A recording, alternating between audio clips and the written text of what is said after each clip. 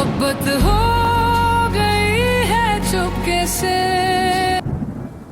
अध्याय 7 आंसू, अपनापन और एक वादा। हेडफोन दृश्य 1 स्कूल का गार्डन। एक पेड़ के नीचे लंच टाइम के बाद स्कूल के गार्डन में एक कोने में एक छोटी सी लड़की अकेली बैठी थी। आंखों से मोटे मोटे आंसू बह रहे थे।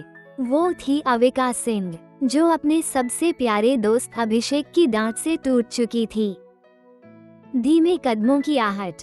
देव प्यार से, अविका मेरी गुड़िया यहाँ अकेली क्यों बैठी है? रो रही हो? देव उसके पास बैठता है और उसे धीरे से गोद में उठा लेता है। देव, तुम्हें पता है ना, जब तुम रोती हो तो तुम्हारा भैया कितना दुखी हो जाता है। देव उसके आंसू अपने रुमाल से पोंछता है। देव हाथ सीने पर रखते हुए, देखो यहाँ बहुत दर्द होता है। और पता है क्यों होता है? क्योंकि मैं तुमसे बहुत प्यार करता हूँ। देव मुस्कुराते हुए, मम्मी ने हमेशा कहा है, जहाँ तुम्हारी कदर ना हो वहाँ जाना ही नहीं चाहिए, लेकिन तुम तो मेरी बात ही नहीं मानती। अविका का जवाब। अविका धीरे से ऊपर देखती है, आंसू अब भी आंखों में। अविका कमजोर आवाज में, सॉरी भैया, अब आपकी छोटी बहन बहुत स्ट्रॉन्ग बनेगी। मैं नहीं रोऊंगी, प्रॉमिस। देव उसके माथे पर किस करता है और मुस्कुरा देता है। देव नर्म आवाज में, मेरी गुड़िया तो दुनिया की सबसे स्ट्रॉन्ग लड़की है। दोनों हंसते हैं और एक दूसरे को गले लगाते हैं। रात का खाना, सिंह मेंशन, प्लेटों की आवाजें, टेबल की खनक। लक्ष्मी सिंह माँ हल्की चिंता के साथ, अविका आज तो कुछ ज्यादा ही चुप है। सब ठीक है बेटा। शैलेश सिंह पापा, हाँ कुछ हुआ क्या स्कूल में? अविका धीरे से देव की तरफ देखती है, फिर गर्दन झुका लेती है। देव सिचुएशन संभालते हुए, कुछ खास नहीं हुआ, बस एक छोटी सी बात हो गई क्लास में। शैलेश हल्की मुस्कान के साथ, अरे ऐसी छोटी मोटी बातों से ही तो दोस्ती शुरू होती है। लक्ष्मी, हाँ बेटा, तुम्हारी फ्रेंड है, कल स्कूल में जाकर सॉरी बोल देना और ठीक से बात कर लेना। अविका धीरे से मुस्कुराकर, ओके मम्मा, मैं ट्राई करूंगी। उस रात अविका ने सीखा, कभी कभी दुनिया से लड़ने की नहीं, सिर्फ अपने भैया की गोद में छुप जाने की जरूरत होती है। और देव ने फिर साबित किया, असली प्रिंस वो नहीं जो ताज पहने, असली प्रिंस वो होता है जो अपनी छोटी सी प्रिंसेस की आंखों में आंसू ना आने दे। अध्याय 8 जुनून, साजिश और एक रहस्य। एक हफ्ता बीत चुका था। अविका अब अभिषेक से थोड़ा दूरी बनाकर चल रही थी। वो अब ज्यादा वक्त शिवानी और अस्मिता के साथ बिताने लगी थी, लेकिन अभिषेक को इससे कोई फर्क नहीं पड़ा। रॉय पैलेस स्टडी रूम, एक बड़ा सा स्टडी रूम, चारों तरफ किताबें ही किताबें। बड़े लकड़ी के टेबल पर दो लड़के बैठे हैं, देव और अभिषेक। देव हल्की आवाज में, वैसे तुमने कुछ पता किया उसके बारे में? अभिषेक बिना देखे जवाब देता है। अभिषेक संजीदगी से, हाँ पता कर लिया, मैंने अपने पापा को मना लिया है, बस मम्मी नहीं मान रही हैं, और उन्हें बिना राजी किए मैं कोई काम नहीं करता। मेरे लिए मम्मी पापा ही सब कुछ हैं, मैं उनके बिना कोई फैसला नहीं लेता। देव गंभीर होकर, तुम जो करने जा रहे हो वो बहुत खतरनाक है। अभिषेक कुर्सी से टेक लगाकर सोचने लगता है।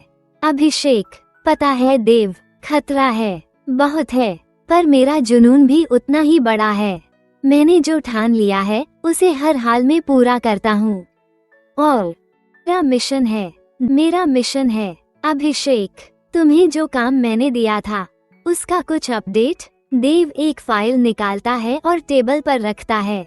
देव, ये है वो रिपोर्ट। उस आदमी का नाम है राकेश, 1 नंबर का कमीना है। ड्रग्स, लड़कियां, लड़के, छोटे बच्चे, सबका शोषण करता है, गंदे धंधों का किंग है। अभिषेक फोटो उठाकर देखता है। अभिषेक आंखों में आग के साथ, अब तेरा अंत निकट है राकेश, मुझे कोई नहीं रोक सकता माफिया लीडर बनने से। वो कान के साथ हंसता है। देव उसे घूरता है। आंखों में नाराजगी और चिंता दोनों। देव गंभीरता से, इसी वजह से मैं अविका को कहता हूँ तुझसे दूर रहे, तू एक नंबर का पागल है। मेरा दोस्त है हाँ, लेकिन सबसे पहले मेरे लिए मेरी बहन है। देव की आवाज में दर्द और गुस्सा दोनों झलकते हैं। देव धीरे से, तू जो कर रहा है उसमें अगर अविका का नाम भी जुड़ा तो मैं खुद तुझे रोकूंगा, चाहे तू मेरा दोस्त क्यों न हो। दो दोस्त, एक मिशन, और बीच में खड़ी थी मासूम अविका। अरे अभिषेक का जुनून, क्या अभिषेक का जुनून उसे अंधा कर देगा या देव की चेतावनी उसे रोक पाएगी? कहानी अब मोड़ पर है और ये मोड़ सबकी जिंदगी बदल सकता है। 1 अध्याय 9, अभिषेक का जन्मदिन जश्न। आज का दिन बहुत खास था क्योंकि आज अभिषेक राय का जन्मदिन था। पूरा रॉय पैलेस सुंदर लाइटों और सजावटों से चमक रहा था। मेहमान आने लगे थे, केटरिंग वाले तैयारी में लगे थे और महल में रौनक अपने शबाब पर थी। उधर सिंह पैलेस में अविका जोर जोर से चिल्ला रही थी, मम्मी पापा जल्दी चलो ना, हम पार्टी में सबसे लेट पहुँचेंगे, लोग क्या सोचेंगे। तभी उसके पापा शैलेश सिंह और मम्मी लक्ष्मी सिंह कमरे से बाहर आते हैं। पापा मुस्कुराकर कहते हैं, अरे बेटा, पार्टी तो 7 बजे की है, अभी तो 6 ही बजे हैं, इतनी जल्दी क्यों? अविका मुंह फुलाकर बोलती है, पर हमें पहले जाना चाहिए ना, हम स्पेशल है ना। पापा हंसते हुए उसे गोदी में उठा लेते हैं और कहते हैं, ठीक है मेरी राजकुमारी, चलो अपने खडूस कुमार का बर्थडे सेलिब्रेट करने। लक्ष्मी जी कहती है, तुम्हारा भाई कहाँ है अविका बेटा? फिर अविका एक बात याद करते हुए बोलती है, पापा देव भैया तो पहले से ही कार में बैठकर हमारा इंतजार कर रहे हैं ताकि हम सब साथ में जा सकें, जल्दी चलो ना। पापा और मम्मी मुस्कुराते हैं और तीनों नीचे उतर जाते हैं। बाहर सच में देव कार में बैठा था, बड़े इत्मीनान से सबका इंतजार करते हुए। 5 मिनट में ही कार रॉय पैलेस पहुंच जाती है। जैसे ही वे अंदर प्रवेश करते हैं, अविका की नजर चारों तरफ जाती है। महल रोशनी से जगमगा रहा था, मेहमान सज धज कर आए थे और बच्चे खेल रहे थे। अविका इधर उधर देखती है और पूछती है, अपने भैया से कहती है, आपका दोस्त कहाँ गया? देव कहता है, बेटू मैं भी तो आपके साथ आया हूँ, मुझे क्या पता, देखो वहाँ पर आंटी है, उनसे पूछ लो। तभी अभिका रवीना राय अभिषेक की मम्मी के पास जाकर कहती है, आंटी बर्थडे बॉय कहाँ गया? रवीना अभिषेक की मम्मी, बेटा अभिषेक तो अपने रूम में तैयार हो रहा है, तुम जाकर उनसे मिल सकती हो। Avika, okay aunty. वो गिफ्ट टेबल पर अपना प्यारा सा गिफ्ट रख देती है, जो कि अविका ने 1 हफ्ते मेहनत करके अभिषेक के लिए गिफ्ट तैयार किया था। अविका ऊपर नहीं जाती अभिषेक के पास, फिर वो डांस सेक्शन की ओर चली जाती है जहां उसके हमउम्र बच्चे नाच रहे थे। वो भी उनके साथ मस्ती में डांस करने लगती है। कुछ ही देर में सारे हॉल की लाइट बंद हो जाती है और एक स्पॉटलाइट स्टेज की तरफ जाती है। अभिषेक सफेद सूट में सीढ़ियों से उतर रहा था, बाल स्टाइलिश कट में, हाथ में घड़ी और चेहरे पर हल्की सी मुस्कान। जैसे ही वो नीचे आता है, सब लोग ताली बजाते हैं। अभिषेक किसी की तरफ ध्यान नहीं देता, सीधा अपनी मॉम के पास जाता है और उनका जेंटलमैन की तरह हाथ पकड़ता है और अपने केक के पास ले जाता है और वहां जाकर धीरे से अपने केक कटिंग करता है। तभी पूरा hall happy birthday to you, पूरा हॉल गूंज उठता है। अभिषेक अपनी मम्मी रवीना और पापा सूर्या के साथ केक काटता है। वो बच्चों वाले गानों से थोड़ा चिढ़ जाता है और धीरे से कहता है, मम्मी को यही सब पसंद है, मैं उनका दिल नहीं तोड़ सकता था। केक कटिंग के बाद वो कुछ देर वहीं खड़ा रहता है, फिर चुपचाप वहां से निकलकर ऊपर अपने कमरे में चला जाता है। अविका उसे ढूंढने लगती है। वो रवीना आंटी के पास जाकर पूछती है, आंटी अभिषेक कहाँ है? मैंने अब तक उसे गिफ्ट नहीं दिया। रवीना मुस्कुराकर कहती हैं, बेटा वो शायद अपने रूम में चला गया है, उसे भीड़ भाड़ पसंद नहीं, तुम जाकर दे दो गिफ्ट। अविका बोलती है, ओके आंटी। वो ऊपर जाती है, पहले अभिषेक के कमरे में जाती है, वहाँ नहीं होता। फिर वो स्टडी रूम की ओर जाती है। अंदर जाकर देखती है तो वहाँ भी वो नहीं होता। ऐसे ही वो लौटने लगती है। उसकी नजर टेबल पर रखे एक खूबसूरत गिटार के पैम्फलेट पर जाती है। वो सोचती है, वाह, ये तो अभिषेक को बहुत पसंद आएगा, इसे तो मैं अपने साथ ले जाऊंगी। पर उसे पता नहीं था कि उस पैम्फलेट के साथ एक जरूरी पेज भी चिपका हुआ है, जिसे अभिषेक ने जानबूझकर वहाँ रखा था। वो गलती से वो भी उठा लेती है और वहीं से बाहर निकल जाती है। 10 टूटे कांच, टूटा भरोसा, दिल टूटना। अविका स्टडी रूम से बाहर निकलकर सीढ़ियों से नीचे उतरती है। वो पूरे हॉल में अभिषेक को ढूंढती रहती है, लेकिन उसे कहीं भी अभिषेक दिखाई नहीं देता। अचानक भागते हुए उसकी टक्कर एक वेटर से हो जाती है और वो जमीन पर गिर जाती है। वेटर के हाथ में रखा कोल्ड ड्रिंक का ग्लास उस पर गिर जाता है। गिलास का कांच टूटकर उसके पैर में लग जाता है, जिससे हल्की सी चोट लगती है और खून निकलने लगता है। अविका के हाथ में जो पेपर्स थे जो उसने स्टडी रूम से गलती से उठा लिए थे, वे सब भीग जाते हैं। कुछ हाथ में जो पेपर्स थे जो उसने स्टडी रूम से गलती से उठा लिए थे, वे सब भीग जाते हैं। कुछ फट जाते हैं और कुछ कोल्ड ड्रिंक से चिपचिपे और बर्बाद हो जाते हैं। अविका को तेज दर्द हो रहा था और वो वहीं जमीन पर बैठकर रोने लगती है।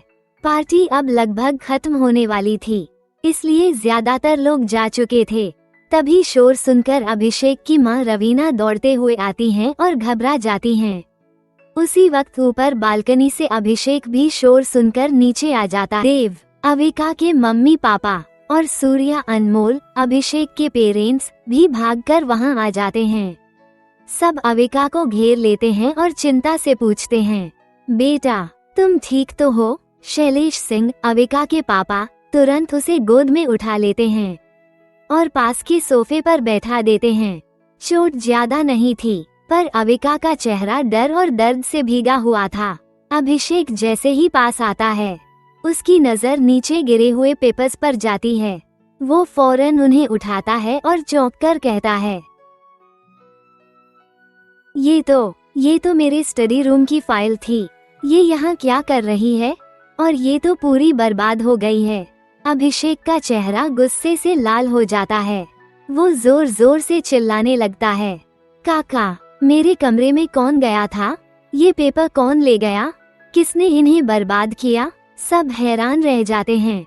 अविका डरी सहमी सी उसे देखती है और तभी अभिषेक की नजर उस पर पड़ती है। वो समझ जाता है कि अविका ही उसके रूम में गई थी। गुस्से से कांपते हुए वो उसके पास आता है, उसके दोनों कंधों को पकड़ता है और झकझोरते हुए चिल्लाता है, ग्रेटर दैन, तुम गई थी मेरे कमरे में। झूठ मत बोलो अविका, मुझे सब पता है।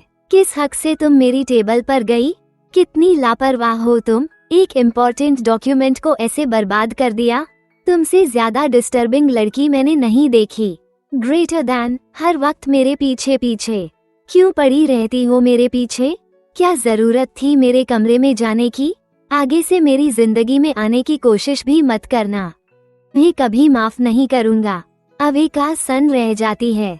उसकी आंखों से आंसू बहने लगते हैं। वो कुछ बोल भी नहीं पाती।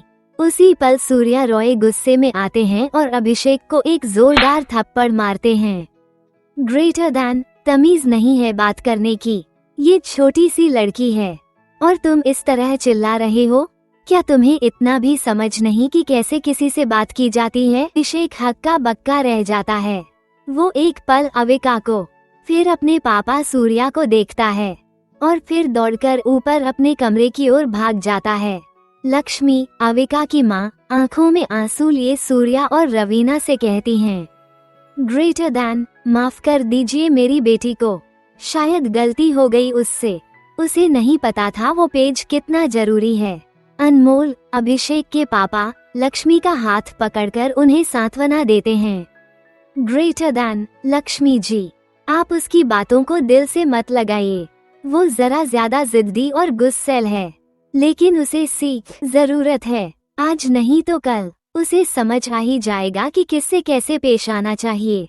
लक्ष्मी बस चुपचाप सिर हिला देती हैं और अविका को सीने से लगा लेती हैं। अध्याय का अंत होता है एक टूटे हुए भरोसे और रिश्तों की दरार के साथ। अब सवाल उठता है, उंगली से दाहिनी ओर इशारा, क्या अभिषेक को अपनी गलती का एहसास होगा? उंगली से दाहिनी ओर इशारा, क्या अविका फिर कभी उस पर भरोसा कर पाएगी? उंगली से दाहिनी ओर इशारा और जो पेपर्स बर्बाद हुए, उसमें क्या रहस्य था? क्योंकि मोहब्बत तो होना था। तो दोस्तों, अगर आप चाहते हैं कि एपिसोड हर दिन आए तो आप मुझे लाइक एंड सब्सक्राइब करके सपोर्ट दीजिए और आप अपनी राय कमेंट के थ्रू भी बता सकते हैं। मिलते हैं अगले एपिसोड में। धन्यवाद।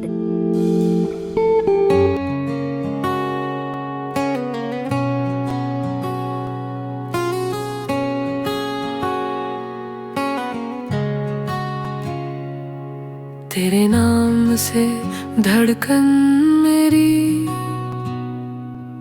हर सांस में तू बसा है कहीं।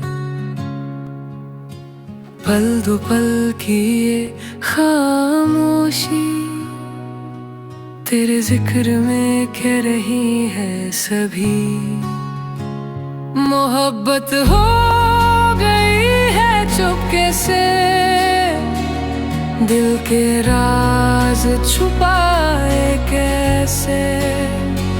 तू समझे तो बात बन जाए एक बार।